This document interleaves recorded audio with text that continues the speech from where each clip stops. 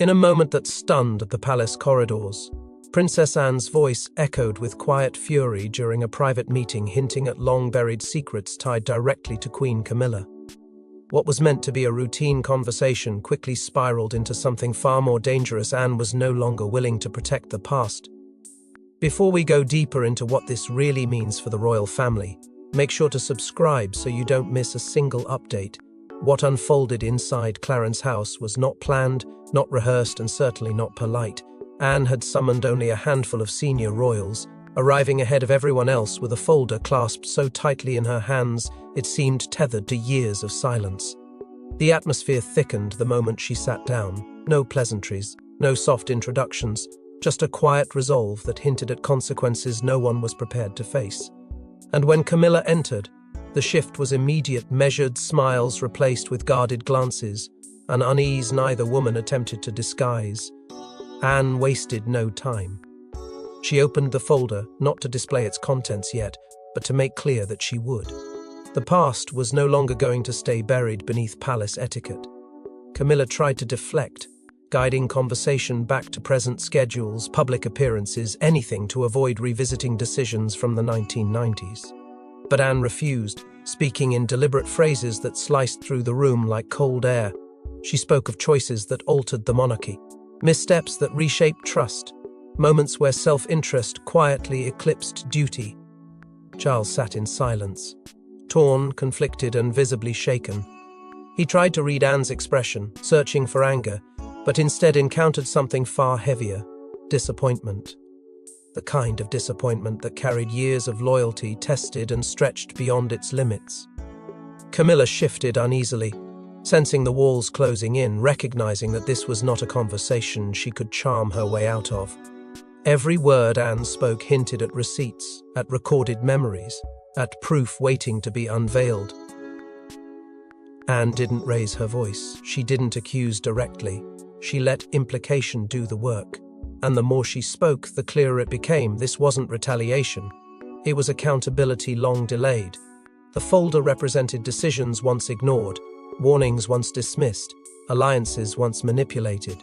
It represented moments when the crown chose convenience over clarity, and the consequences were now circling back with terrifying precision. There was fear in the room, but it didn't come from Anne. It came from what she represented: truth unbent by position, immune to palace politics, unwilling to stay silent any longer. And in that quiet storm, Camilla realized something she had long hoped would never happen. Anne was done protecting anyone's reputation at the cost of the monarchy itself, and this conversation was only the beginning of something far larger, far darker, and far more dangerous than anyone expected. As the meeting ends, whispers ripple through the palace. But Camilla knows this was only the beginning. Anne wasn't threatening. She was preparing. What if the mistakes you buried were about to be unearthed by someone who lived through them? Princess Anne's pursuit isn't about revenge, it's about justice. Camilla's past, once locked behind the palace gates, is about to crack wide open. It begins with what many had long forgotten or chosen to ignore. The 1990s were more than just a tabloid frenzy or the collapse of a royal marriage. They were a battlefield. And while the spotlight chased after Charles and Diana's implosion, there were quieter storms brewing in the background, specifically between Anne and Camilla. From the start, the dynamic was strained. Anne, disciplined and rooted in the traditions of duty, could barely conceal her distaste for the creeping influence Camilla wielded during a time when the monarchy was already on fragile ground. Behind closed doors, Anne often challenged decisions, questioned motives, and warned of consequences that would only later come to pass. As the Queen's health faltered behind palace curtains, something never publicly confirmed at the time, Camilla began to operate with more confidence, more control. Internal records, now whispered about in hushed royal circles, suggest she played a subtle but strategic role in key conversations around succession planning, patronage allocations, and public image campaigns. Charles, desperate for stability and validation, leaned on Camilla more heavily. And with that closeness came power that she used with quiet precision, according to those who were there to witness it. In moments when the Queen was too ill to intervene and Philip kept his distance, Camilla reportedly filled the vacuum with tactics that suited her vision of the monarchy's future. Then came the misstep, a public engagement where a scheduling disaster embarrassed the family and drew a rare scolding from the press. Anne, as the senior royal assigned to the event, bore the brunt of it. But now, years later, internal documents suggest the error originated not from Anne's office, but from Camilla's team. A last-minute change in logistics, allegedly approved to reallocate press coverage, had backfired. Anne never spoke of it publicly. She swallowed the fallout. She absorbed the blame, because that's what she believed duty required.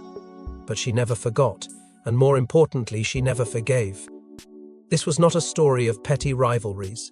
This was about integrity being eroded under the weight of unchecked ambition. Anne's principles, shaped by her mother and sharpened by decades of service, were constantly at odds with Camilla's rise, one built not on service, but on proximity to power. And through it all, Anne had only one confidant who truly understood the burden of silence: her father. Prince Philip, ever the guardian of monarchy first and family second, had once placed a hand on Anne's shoulder and urged her to hold her tongue for the crown's sake. And she did, for him, for the Queen, for tradition. But now, with Philip gone and the Queen's legacy in the balance, Anne is no longer bound by silence, and Camilla knows it. Behind palace curtains, Anne once stood alone, begging Charles to reconsider the woman he'd chosen. Her words were ignored, dismissed, and even mocked. But now, those same warnings echo with terrifying clarity. There was a time when Anne believed that her brother, despite his emotional entanglements, would ultimately choose wisely for the crown, for the country, for their family's legacy. In the early 2000s, as Camilla's public image underwent careful restoration and whispers of formal titles gained traction, Anne resisted. Not publicly, not brazenly, but in the only way she knew would strike the heart of the matter. She wrote to Charles, a deeply personal letter, penned not with malice but with fear. In it, she warned of unmeasured consequences and pleaded that emotion not eclipse duty. The letter was never acknowledged. It vanished into the archives of palace discretion, left to gather dust until now. The resurfacing of that letter is no accident. Palace aides loyal to Anne, once silenced or reassigned, have begun to re-emerge, bringing with them fragments of truth too long buried. Some now claim Camilla intercepted communications, quietly dismantling any network of influence Anne may have built. These were not random shuffles or innocent oversights. These were calculated moves, executed behind layers of protocol, ND civility, cloaked in smiles but forged with strategy. Charles, trapped in the tug-of-war between legacy and love, chose not to see. Or worse, he chose to ignore. Anne, bound by her respect for their late mother and haunted by the weight of her position, withdrew. She swallowed her protest, buried her instincts, and made the ultimate sacrifice: silence.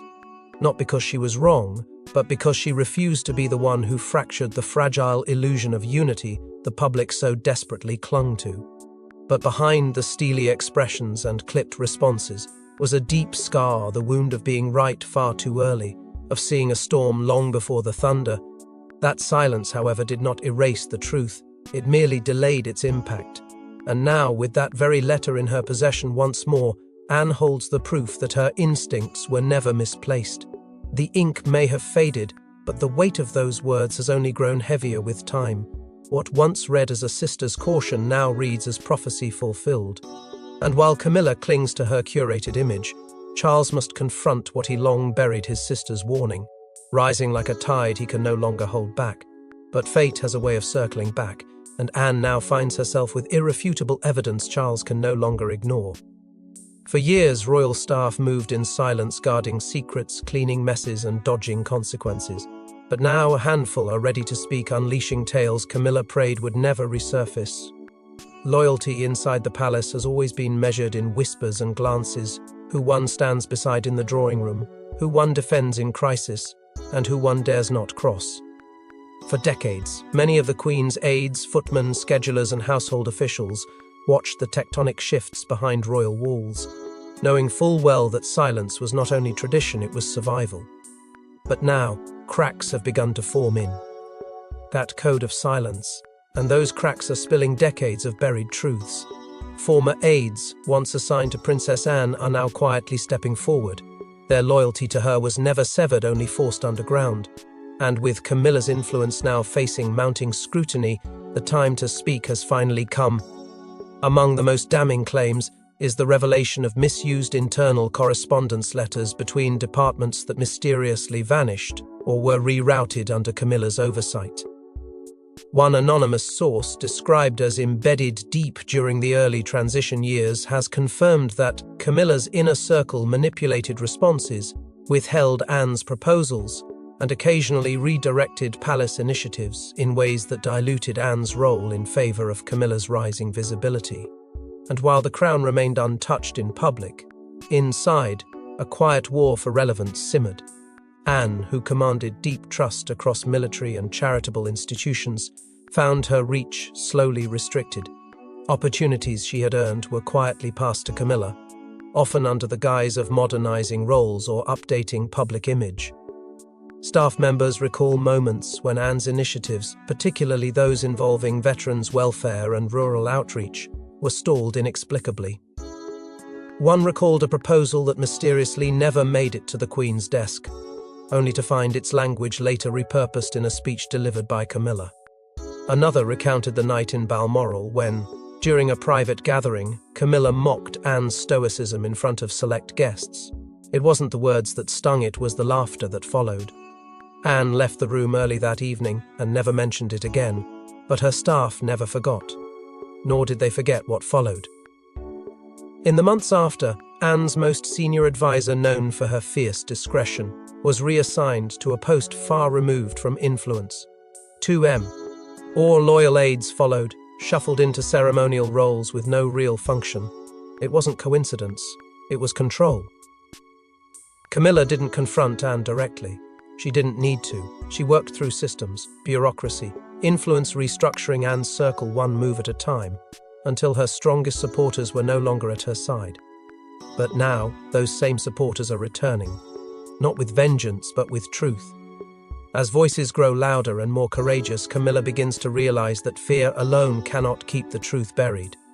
It wasn't just a speech, it was a statement. Anne's poised appearance before a national audience carried an undercurrent that few could miss. The time for diplomacy had passed. For a woman known more for action than words, the weight of Anne's voice in that moment was undeniable. Invited to accept a rare military honor, a ceremonial tribute decades in the making, Anne stood before a room of decorated veterans, service personnel and press, with the same unflinching composure that has defined her royal service. But there was something else that day, something colder, sharper, unmistakably deliberate. She spoke not only of duty and sacrifice, but of truth, of legacy, of the quiet erosion of integrity inside institutions meant to be sacred. The speech, though devoid of names, drew lines between past failures and present consequences with surgical precision. And behind every carefully placed word was a shadow that unmistakably pointed to Camilla. What was meant to be a celebration of royal resilience quickly transformed into a coded reckoning. Journalists who knew the family dynamics well began circling phrases like "truth above comfort" and "honor cannot be rewritten." These weren't ceremonial pleasantries, they were veiled indictments. The reaction was swift. Rumors of a growing royal fracture hit the press within hours. And then, as if to confirm what many suspected, Camilla withdrew early from her own scheduled engagement that same evening. No official statement, no explanation, just absence. The narrative was now being shaped, not by palace PR, but by Anne's unwavering delivery, and the silence that followed from every corner of the royal household. Palace aides, tight-lipped but observant, later confirmed what few outside knew: Anne wrote the speech herself. She refused input, declined drafts, ignored the usual rounds of diplomatic editing that softened royal language. This one, she said, had to remain untouched. Even William, notoriously careful with words, reportedly praised the message in private, telling close confidants that it was overdue.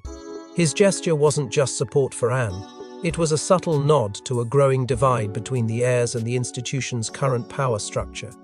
And as for Charles, he said nothing, not to the press, not even to Anne. That silence spoke volumes. It confirmed what many within the palace already felt, that the monarchy was splintering along lines not of generation but of principle. And Anne had chosen her battlefield, not with rebellion or rage, but with a speech that laid bare her expectations for the future. She didn't need to accuse, she didn't need to name. The effect had already taken root. Every royal watcher, every seasoned journalist, every insider with half a conscience could see what was happening. This was a reckoning, and Camilla, for all her years of quiet maneuvering, had not anticipated Anne would make her move with such precision. Anne's message was clear, but now it was time for action, and Camilla would do anything to stop what was coming next. Faced with a looming reckoning, Camilla launches a secretive campaign to discredit Anne's claims. But the more she tries to control the narrative, the more it spirals out of her grasp. Behind the palace's polished facade, panic was brewing. Camilla, no longer the composed consort she projected to the world, had begun to feel the walls tightening around her. The speech, the whispers, the resurfaced letters, each revelation carved deeper into her influence. So she did what she had done before, but this time with far greater urgency. Emergency meetings were hastily convened with her most trusted PR advisors and a select group of loyal aides. The goal was simple but ruthless: dismantle Anne's credibility before her momentum became unstoppable. Camilla wasn't confronting Anne in public, she was operating in the shadows, hoping to erode Anne's foundation with subtle precision and whispers turned into headlines. Within days, palace sources began leaking carefully phrased criticisms to friendly media outlets. Terms like unyielding, resistant to modern change, and unapproachable began circulating. Anonymous briefings described Anne as difficult, even volatile, particularly behind closed doors. The strategy was clear: paint Anne not as a principled truth-teller, but as a bitter traditionalist struggling to adapt. And for a moment, it seemed to gain traction. But then, the campaign overreached. A provocative article emerged overnight in a tabloid known for royal scoops, filled with suspiciously specific accusations about Anne's past conduct with staff. The timing was too perfect, the quotes too coordinated, and just as quickly as it appeared, the article was pulled. No retraction, no explanation, just gone. Inside the palace, fractures were forming. The communication team, once a unified front, now stood divided. Some senior staff quietly aligned with Anne, refusing to participate in the smear effort. Others, deeply entrenched in Camilla's world, doubled down on efforts to steer public perception. The result was chaos. Contradictory briefings, awkward public silence, and a media machine that began to sense disarray within the royal fortress.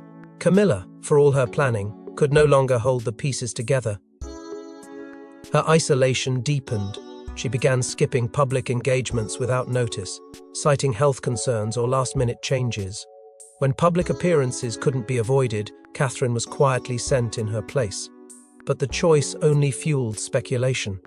Catherine's presence, composed and respected, stood in stark contrast to Camilla's absence. Whispers of internal collapse echoed beyond the palace walls. Camilla, once the architect of subtle influence, now found herself trapped by the very tactics she had once mastered. Every move to manipulate perception only seemed to reinforce Anne's warnings. Every attempt to cast doubt boomeranged with unintended force. She believed she could shape the narrative, that the public, the media, even the CR, OWN itself could be bent to her will with enough control and timing. But the storm was no longer responding to her hand. Anne had awakened something more powerful than scandal conviction, and Camilla, for all her effort, couldn't smear resolve. She was losing her grip not just on the palace, but on her image, her authority, her control. But as Camilla tries to manipulate the storm, she fails to see that Anne is no longer alone, and the next blow comes from someone she least expects. Catherine, the Princess of Wales, has long been the symbol of unity, but now she stands at a crossroads. When called to mediate the feud, her quiet alignment shocks the inner court and breaks Camilla's final illusion of control. For years, Catherine walked the tightrope between tradition and change with grace few could rival. She had been careful, measured in words, diplomatic in presence, and endlessly aware of the fragile balance within the royal household. but the escalating rift between Anne and Camilla forced a decision no royal had asked her to make out loud, but one that Charles, in desperation, finally whispered in private. He invited her to Windsor, behind closed doors, hoping her calm voice might extinguish the growing fire between two women whose truths had become impossible to reconcile. He underestimated how much Catherine had already seen, already understood, and more importantly, already chosen. The meeting was tense, with Anne's words pointed and Camilla's tone fraying at the edges. Catherine didn't interrupt. She didn't placate, she listened. Every word from Anne laced with principle, every deflection from Camilla thick with fear. And when Catherine finally spoke, her voice was gentle but her message was firm. She would not be neutral. Not this time. Not when silence had already allowed too much rot to spread. The room fell quiet. Camilla's expression shifted from disbelief to something far darker: betrayal. She had always assumed Catherine would remain the peacemaker, the neutral vessel. But Catherine, for once, chose conviction. And it wasn't just words, subtle shifts followed. Catherine began accepting engagements alongside Anne. Her public schedule filled with causes Anne had long championed. Events once earmarked for Camilla's presence were now shared, or quietly reassigned. It wasn't rebellion, it was alignment. And the palace noticed, so did the public. Then came the leak. A quiet but powerful message from someone within Catherine's communications circle, an endorsement of Anne's integrity, her resilience, and her refusal to abandon truth. There were no attacks, no accusations, just a soft spotlight cast on the one royal who had never played the game for power. Then, without palace permission, a photograph surfaced. A simple moment captured between Anne and Catherine at a military reception, leaning into each other, half smiling, deep in conversation. It went viral in hours, not for glamour, but for symbolism. The image told a story Camilla had spent years trying to suppress, that trust was shifting, that loyalty wasn't hers to command, and that Catherine, the woman she once saw as passive, was now standing shoulder to shoulder with the very force unraveling her legacy. The fallout was swift. During a private family gathering meant to de-escalate tension, Camilla reportedly broke down, not in rage but in devastation. Her allies were shrinking, her grip, once firm, was slipping, and the woman she believed she could rely on to preserve her image had chosen someone else. Not out of rivalry but out of belief. The belief that truth once spoken deserves protection, even if it means standing against the crown's illusion of peace. The alliance between Anne and Catherine becomes unshakable, and with that, the walls around Camilla's secrets begin to collapse. It's the file that Camilla feared would surface, a dossier Anne has kept sealed for over 2 decades. Now, with every royal eye watching, she prepares to hand it over to the king. The moment had been building for weeks, quiet tension, lingering stares, words left unsaid. But behind Anne's silence was preparation, not passivity. For years, she had kept a folder weathered, tightly secured, and entrusted to only 2 aides. It was not a weapon, it was a record, a collection of truths too dangerous to release while the monarchy was still mourning its matriarch. But with Catherine now at her side, the public shifting, and Charles finally stripped of illusion, Anne knew the time had come. Inside that folder were copies of internal correspondence, handwritten notes, meeting transcripts, and discreet audio recordings, each one carefully preserved. Together they painted a picture not just of dysfunction, but of a deliberate manipulation that stretched back to Camilla's earliest days in the royal circle. But one document stood apart from the rest. A letter, dated and sealed in the Queen's hand, addressed to Anne herself. In it, Elizabeth wrote of misjudged influences surrounding Charles and her fears that certain personal allegiances would erode public trust in the monarchy if left unchecked. Though the letter never named Camilla outright, the inference was undeniable. The Queen had known, she had seen it coming. And in that private letter she had entrusted Anne with the responsibility to act when the time was right. When Charles finally received the folder, the silence in his private study was described by insiders as suffocating. He read only 2 pages before lowering the dossier and staring into nothing. For a man who had long buried conflict beneath formality, The weight of realization came crashing down with the force of legacy. The truth wasn't new, it had only been denied. Now, it demanded attention. And so, behind locked doors, calls were made. A summons to Windsor.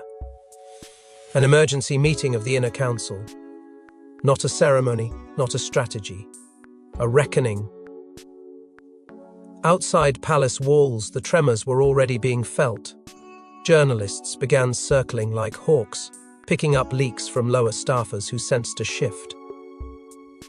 Every media outlet with a royal correspondent began issuing inquiries, demanding clarification, a statement, anything to explain the growing silence from Buckingham Palace. Something was happening. And Camilla? She knew it.